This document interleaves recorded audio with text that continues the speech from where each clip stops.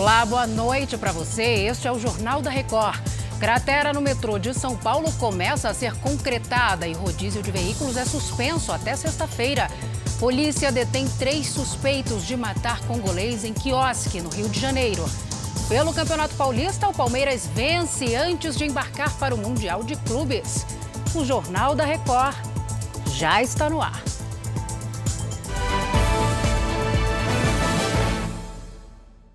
Oferecimento Bradesco. Abra sua conta grátis pelo app.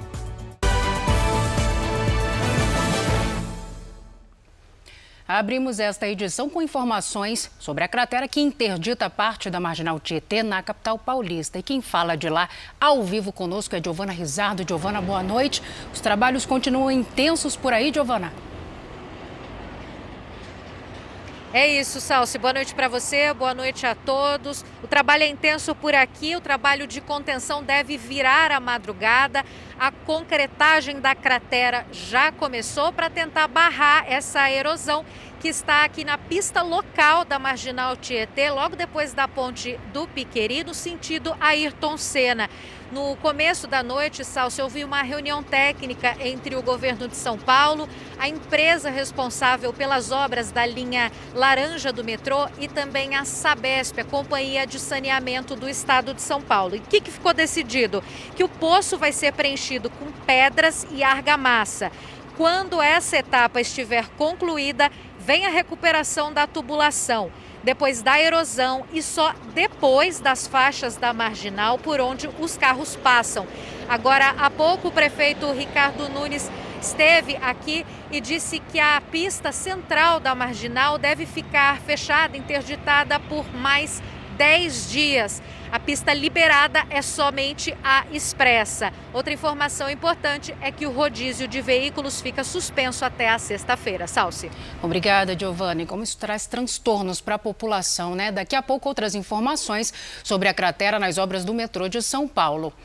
Olha, a polícia do Rio de Janeiro pediu a prisão de 3 suspeitos pelo assassinato de um imigrante africano, Moise, que foi agredido em um quiosque. Ele foi agredido até a morte, na Barra da Tijuca. O Marcos Marinho conversa agora com a gente, ele acompanha esse caso. Marcos, boa noite. Boa noite, Salsi. Boa noite a todos que nos acompanham. O pedido de prisão já foi entregue ao plantão judiciário e agora, enquanto aguardam, os 3 presos vão permanecer detidos aqui na Delegacia de Homicídios do Rio de Janeiro. Um deles, inclusive, foi encontrado na noite desta terça-feira escondido na casa de parentes. Segundo a polícia, ele aparece nas gravações agredindo o refugiado Moise Mugeni, de 24 anos. A polícia também apreendeu o taco de madeira usado nas agressões. De acordo com os investigadores, nenhum dos 3 presos é funcionário do quiosque. Agora eles vão responder por homicídio duplamente qualificado, porque a vítima foi morta por meio cruel e sem chance de defesa. Salsi. Tristeza, um horror isso. Obrigada, Marcos, pelas informações. Agora a gente vai aqui para o nosso telão, porque olha só, de acordo com o Imperial College de Londres, há uma semana, 100 brasileiros infectados transmitiam a Covid para outras 178 pessoas. Hoje, cada 100 contaminados transmitem a doença para outros 169 cidadãos brasileiros. E segundo a instituição, o contágio só começa a cair quando este número aqui, fica abaixo de 100. A gente segue nesse assunto porque janeiro foi o mês com mais casos de Covid-19 em Minas Gerais durante toda a pandemia. Virgínia Nalon já está aqui conosco. Virgínia, que acompanha esses números todos os dias, não é, Virgínia? Quantos casos por aí pelo estado? Exatamente, cada vez assustam, viu, Salsi? Boa noite para você. Segundo a Secretaria de Estado de Saúde, só nestes primeiros 31 dias do ano foram mais de 487 mil notificações. Antes, o recorde tinha sido em março do ano passado, com 240 mil. Só na última sexta-feira foram 40 mil novas confirmações, o maior volume de pacientes infectados dentro de um período de 24 horas. Para o governo do estado e especialistas, o aumento expressivo de infectados pode ser atribuído à variante Ômicron. E por conta desse crescimento, o Hospital do Instituto de Previdência dos Servidores do Estado suspendeu as cirurgias eletivas agendadas exatamente para liberar leitos por causa da crescente demanda de pacientes com a síndrome gripal. Salsi. Tá certo, minha querida, obrigada pelas atualizações diárias aí com a gente aqui no JR 24 horas. O número de testes positivos de Covid-19 deu um salto de dezembro para janeiro. Aqui no nosso telão, novamente, nós vamos acompanhar. É o que aponta um balanço divulgado nesta terça-feira pela Fundação Oswaldo Cruz. O índice de testes RT-PCR que deram positivo nos laboratórios da Fiocruz passou de 3% no último mês de 2021 para 37% no primeiro mês deste ano. O número total de testes realizados também disparou em janeiro e quase triplicou. Isso é muito preocupante. Agora a gente vai para Brasília, porque o governo federal vai alterar as regras da prova de vida de aposentados, pensionistas e outros segurados do INSS. O Matheus Scavazini detalha tudo isso para a gente. Matheus, boa noite. Boa noite, Salsi. Nessa quarta, uma portaria deve ser publicada com as mudanças para os 36 milhões de segurados. A prova de vida deverá ser feita agora por meio do cruzamento de dados de vários setores do governo, o que deve tornar o procedimento mais fácil e diminuir também o número de fraudes. Essas mudanças valerão para segurados que fizerem aniversário a partir da data de publicação da medida. Durante a pandemia, a prova de vida foi suspensa para evitar que as pessoas se expusessem ao coronavírus. Mas no início deste ano, começou a valer o calendário que determina a prova de vida no mês do aniversário do segurado.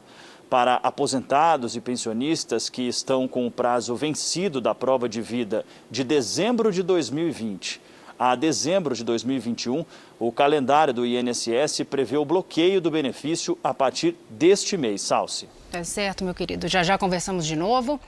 E os primeiros pedidos de registro de autotestes de Covid-19 no Brasil são de Minas Gerais. 2 fábricas na região metropolitana de Belo Horizonte encaminharam o pedido à Anvisa. As empresas produzem os testes que detectam o vírus desde o início da pandemia e aguardam autorização para fabricar 4 tipos de autotestes. 3 com coleta de material do nariz e 1 pela saliva. A expectativa é que o autoteste esteja disponível ao público em março. Curitiba amplia a vacinação contra a Covid-19 para as crianças. Beatriz Frenner conta pra gente quem será convocado agora. Boa noite. Oi, Salsi, uma boa noite a todos. Chegou a vez das crianças nascidas em 2015 receberem a primeira dose da vacina anti-Covid. Nesta quarta-feira, a primeira dose será aplicada nos nascidos entre o dia 1º de janeiro e 30 de junho de 2015. Na quinta-feira, para os nascidos entre 1º de julho a 31 de dezembro de 2015. A vacinação é válida apenas para esse público convocado. Crianças de outras idades que já foram convocadas, mas não compareceram na data inicial, vão precisar aguardar a repescagem. Curitiba fechou janeiro com 77% da população completamente imunizada, com a dose única ou ainda as 2 aplicações. Foram aplicadas mais de 3.700.000 doses. Salsi. Obrigada, Beatriz. A Organização Mundial da Saúde alertou para que os países reduzam as restrições contra a Covid-19 de maneira gradual. Segundo a OMS, muitas nações ainda não atingiram o pico de casos da Ômicron, nem conseguiram vacinar a meta, que é de 40% da população. Desde que a variante foi identificada pela primeira vez em novembro, quase 90 milhões de infecções por Covid foram relatadas à OMS. Nesse período, o mundo teve mais casos da doença que em todo o ano de 2020. Em Sergipe, eventos de lazer coletivo, como carnaval, só serão permitidos em cidades que tenham pelo menos 75% da população totalmente vacinada contra a Covid-19. Vamos conversar com Vinícius Mecenas, direto de Aracaju. Bem-vindo, Vinícius. Boa noite. Olá, Salsi, boa noite para você e a todos que nos acompanham. Olha, as novas medidas de restrição já foram divulgadas nesta terça-feira pelo governo do estado e, portanto, passam a valer a partir do próximo dia 8 de fevereiro. Além das exigências de 3/4 dos moradores vacinados com 2 doses, as cidades terão de limitar a capacidade de eventos. Espaços abertos poderão receber no máximo 2.000 pessoas e locais fechados, metade disso. Também vai ser exigido o comprovante de imunização, ou teste negativo de Covid em ambientes que tenham a partir de 200 pessoas. O decreto foi feito a partir das recomendações do próprio Comitê Técnico Científico que analisa o cenário epidemiológico aqui em Sergipe. Salsi. Obrigada, Vinícius. Professores especializados em artes e educação física foram substituídos por pedagogos nas salas de aula de Salvador. Uma medida que gerou muita discussão e protesto, né, Juliana Tourinho? Boa noite para você. Boa noite, Salsi, e boa noite a todos. A decisão atingiu os alunos do primeiro e segundo ano do ensino fundamental. Segundo a Secretaria de Educação de Salvador, os professores de arte e educação física vão ser reaproveitados no atendimento de alunos das séries mais avançadas. O coletivo dos coordenadores pedagógicos da capital baiana avalia que a formação dos estudantes mais novos vai ser prejudicada com essa mudança. Até a Universidade Federal da Bahia entrou no debate. A reitoria disse que a decisão da Secretaria de Educação de Salvador foi um erro curricular e que vai acabar interferindo na qualidade do ensino, Salsi. Polêmico, hein, Juliana? Obrigada pelas informações. A menina atacada por um tubarão em Fernando de Noronha teve a perna amputada. A informação foi confirmada pelo hospital em Recife e quem traz os detalhes para a gente sobre o estado de saúde dela é a Priscila Assis. Oi, Priscila. Olá, Salsi. A menina Nicole, de 8 anos, foi atacada na última sexta-feira na Praia do Sueste. Durante o ataque do tubarão, ela sofreu uma amputação na altura da coxa direita. A menina Nicole brincava com o pai no mar quando foi mordida pelo animal. Ela foi socorrida para o hospital da ilha e transferida em uma UTI aérea para a capital pernambucana. Por aqui, passou por cirurgias e hoje se recupera em uma UTI pediátrica, sem previsão de alta. A Praia do Sueste vai permanecer fechada até o fim das investigações. O Instituto Chico Mendes, do Ministério do Meio Ambiente, informou que ataques desse tipo são raros e que monitora a presença de tubarões com drones. Salsi. Tristeza, né? O presidente Jair Bolsonaro visitou as cidades atingidas pelas chuvas na Grande São Paulo e garantiu ajuda federal para a reconstrução. Bolsonaro sobrevoou as cidades de Francisco Morato e Franco da Rocha, onde os desabamentos provocaram mortes, alagamentos e deixaram muitos prejuízos.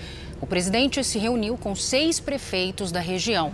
O governo federal decidiu acertar diretamente com cada prefeitura a liberação dos recursos. 6 ministros acompanharam o presidente. E nós falamos há pouco que a cratera que abriu nas obras do metrô de São Paulo começou a ser concretada, enquanto as pistas, local e central da Marginal Tietê permanecem interditadas. Agora a gente vai entender melhor como tudo isso aconteceu. Veja. Sai daí! Aperta o alarme lá, a sirene! O vídeo gravado por um celular mostra o desespero dos funcionários. Eles tentavam alertar os colegas que estavam no poço da obra do metrô, que era tomado pela água. Em seguida, começou o desmoronamento na futura estação da linha 6, Laranja. A obra fica na Marginal Tietê, no sentido da rodovia Ayrton Senna, zona norte de São Paulo. Segundo o governo do estado, análises preliminares mostraram que uma galeria de esgoto se rompeu e antes das 9 da manhã começou o desabamento. A tubulação coletora de esgoto passa perto do poço de ventilação da obra, cerca de 3 metros acima de onde estava a máquina de escavação, conhecida como tatuzão. Com a inundação da área, parte do asfalto da Marginal cedeu e uma cratera se abriu. Ao longo do dia, ela foi ficando cada vez maior. 50 pessoas estavam na obra na hora do desabamento. Todas conseguiram sair a tempo. Apenas 4 funcionários que tiveram contato com a água foram levados ao hospital por precaução. Um comitê formado pela Companhia de Saneamento Básico de São Paulo, a Sabesp, vai investigar as causas do acidente.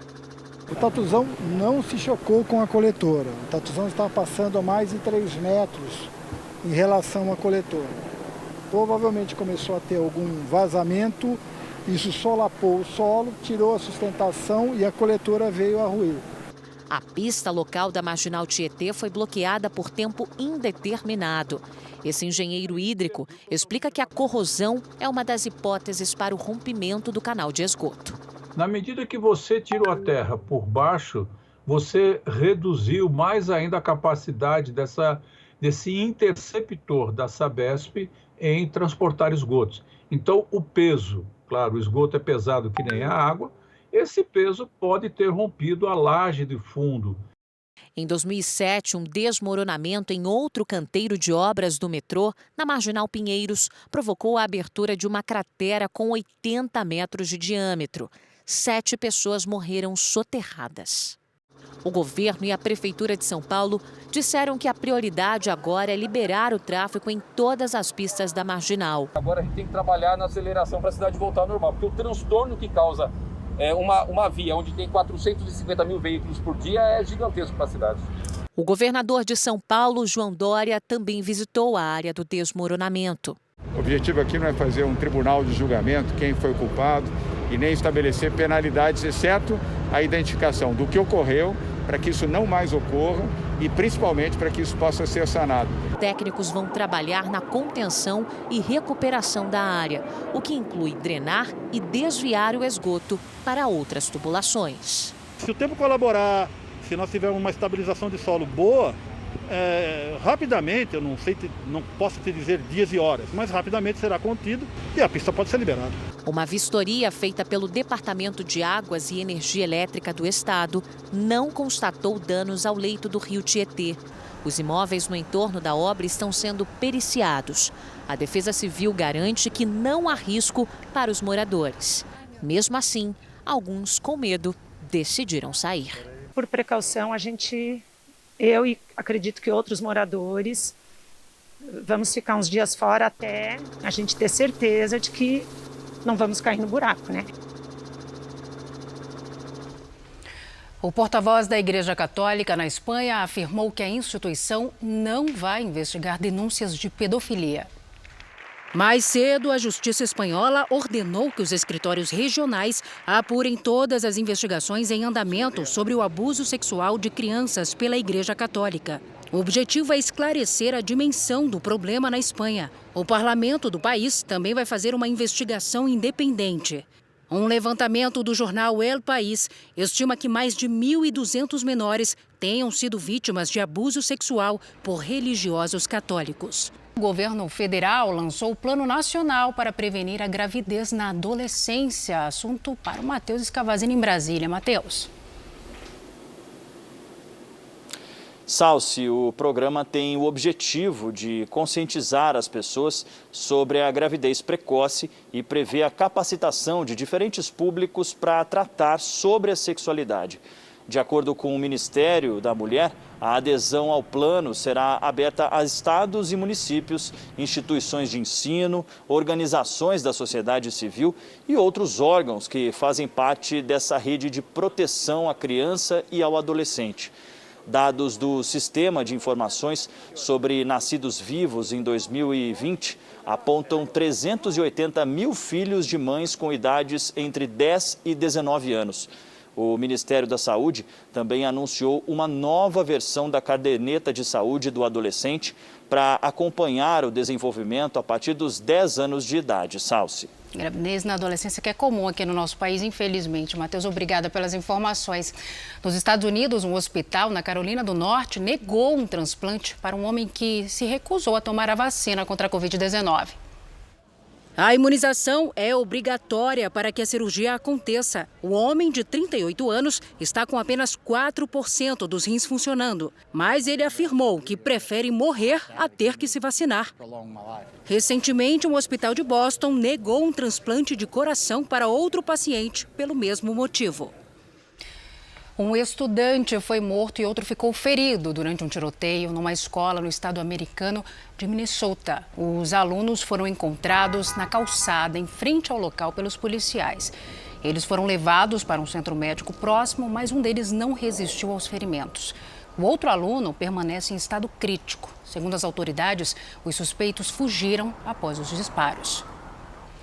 As escolas dos Estados Unidos enfrentam dificuldades para encontrar testes de Covid-19 desde que a variante Ômicron dominou os casos no país. Quem tem os detalhes é o Vandrei Pereira. Vandrei, boa noite.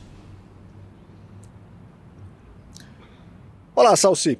O programa Teste para Ficar, criado pelo governo federal em dezembro, pretendia garantir mais alunos nas salas de aula. A medida faz parte de um esforço para manter as instituições de ensino abertas em meio a um surto de casos provocados pela variante Ômicron do coronavírus.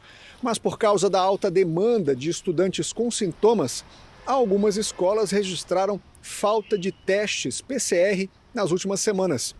Nos estados de Vermont e Massachusetts, os alunos foram orientados a realizar exames rápidos de Covid em casa. Bem, no mês passado, o governo americano destinou 5 milhões de testes para escolas aqui dos Estados Unidos. Salsi. Pelo visto, não é só aqui que falta teste, né? Obrigada, Vandrei. A Itália prorrogou o veto para a entrada de turistas brasileiros no país até 15 de março. Só podem entrar na Itália brasileiros com autorização de trabalho, estudo ou por alguma urgência comprovada. Por outro lado, o governo reduziu as restrições de viagens para cidadãos europeus. Os turistas do bloco devem apresentar comprovante de vacinação contra a Covid-19 ao entrar no país. A Itália ainda liberou viagens para 6 destinos não europeus. A partir de domingo, Israel vai deixar de exigir o passaporte de vacinação em hotéis, academias, restaurantes e eventos. A Bianca Zanini traz os detalhes. O gabinete especial que trata sobre assuntos ligados ao coronavírus aqui em Israel decidiu que o passaporte verde só será necessário em locais de alto risco de contaminação, como casas noturnas e festas. Pessoas não vacinadas que trabalham nos setores de saúde, assistência social e educação ainda serão obrigadas a fazer testes 2 vezes por semana. Em janeiro, o número de novos casos diários em Israel disparou para mais de 80 mil. O sistema de saúde do país está sob pressão, embora a variante Ômicron esteja causando menos infecções graves e mortes. O primeiro-ministro Naftali Bennett prevê mais 2 semanas difíceis antes que o número de novos casos comece a cair novamente. De Tel Aviv, Bianca Zanini. E a Índia vai cobrar um imposto de 30% sobre as rendas obtidas com moedas virtuais e outras propriedades digitais. O governo indiano ainda anunciou nesta terça-feira que vai lançar a moeda nacional digital. As criptomoedas estão na mira dos reguladores indianos desde que entraram no mercado local há quase uma década. O aumento nas fraudes levou a uma proibição por parte do Banco Central em 2018. A decisão foi suspensa 2 anos depois e fez o mercado crescer quase 650%. Seguimos com o mercado financeiro. O dólar comercial teve mais um dia de queda, desta vez de 0,62%. A moeda americana terminou a terça-feira vendida a R$ 5,27. É o menor valor desde 16 de setembro do ano passado. Já o índice da Bolsa de Valores de São Paulo teve alta de quase 1% e fechou o dia acima dos 113 mil pontos. Pesquisadores anunciaram a descoberta de um sítio arqueológico em Goiás, de pelo menos 3.500 anos. O local está bem preservado e foi possível encontrar materiais que ajudam a entender como era a vida no Brasil do período pré-histórico. São pedaços de cerâmicas, carvão e pedra lascada, além de 3 painéis de pinturas rupestres, como são chamadas as produções artísticas produzidas no período da pré-história. O material foi encontrado nesse conjunto de pedras que serviu de abrigo para humanos em pelo menos 2 momentos da história. Em primeiro lugar, caçadores-coletores, e depois, num segundo momento, em razão da facilidade do abrigo onde eles se encontravam, por conta daquele terreno rochoso, os agricultores ceramistas. O sítio arqueológico fica no município de Montes Claros de Goiás, a cerca de 270 quilômetros de Goiânia, numa região que era conhecida pelos moradores locais como Toca da Anta. O local foi descoberto por acaso. Fica dentro de uma plantação de cana-de-açúcar que estava ainda em processo de licenciamento ambiental. Testes feitos nos Estados Unidos apontaram que a ocupação do espaço aconteceu há pelo menos 3.500 anos. Até agora já foram recolhidos mais de 3.200 materiais. São pequenos fragmentos que nos ajudam a entender como era a ocupação do Brasil há milhares de anos. Interessante, né? Voltamos a falar agora da cratera que interdita as pistas local e central da Marginal Tietê. A Giovana Rizardo atualiza as informações pra gente. Giovana. Olha, Salsi, esse horário ajuda muito, esse horário sem trânsito ajuda muito o trabalho por aqui. Caminhões chegam a todo momento com concreto que já é despejado ali na cratera para diminuir a erosão. Foram 125 caminhões em 5 horas. Além disso, o que ajuda no trabalho técnico é também o fato de, do fim da tarde para cá, não ter mais chovido. A máquina de drenagem parou por um período, mas já voltou a operar. Além disso, a prefeitura estuda desviar 5 linhas de ônibus que transportam cerca de 40 mil pessoas. Salsi. Obrigada, Giovana, pelas informações. E agora o futebol. O Palmeiras venceu na abertura da 3ª rodada do Paulistão nesta quarta-feira. O time viaja para o Mundial de Clubes. O Bruno Piscinato conta tudo pra gente. Como foi, Bruno? Boa noite para você. Boa noite, Salsi. O Palmeiras segue invicto e conquistou mais 3 pontos antes de embarcar para os Emirados Árabes, onde vai disputar o Mundial de Clubes. Jogando em casa, com o apoio da torcida, o Alviverde dominou o primeiro tempo, até que aos 26 minutos, Dudu recebeu pela direita, cortou para dentro da área, bateu, a bola ainda desviou no defensor antes de entrar no gol. Na segunda etapa, o Água Santa, o visitante, veio com tudo para tentar o empate, chegou a marcar um belo gol com o Cristiano, mas o VAR identificou impedimento e anulou o lance. Com 1-0 no placar, o Palmeiras chega a 10 pontos na liderança do Grupo C e agora faz uma pausa no Campeonato Paulista, viaja nessa quarta-feira para Abu Dhabi disputar o Mundial e volta a jogar pelo Campeonato Paulista no próximo dia 16 de fevereiro em Araraquara contra a Ferroviária. E nesta quarta-feira tem outro jogão pelo Campeonato Paulista, o primeiro clássico a ser disputado entre Corinthians e Santos, com transmissão ao vivo pela Record TV às 9h30 da noite. Eu tenho certeza que você não vai perder, né, Salsi? Eu não, jamais. Opa, nem você, né, Bruno, e nem você aí de casa, viu, gente? Esta edição do Jornal da Record termina aqui. Outras informações no Fala Brasil, às 8h30 da manhã. Você fica agora com Fala Que Eu Te Escuto. Uma ótima noite para você. Cuide-se. Tchau.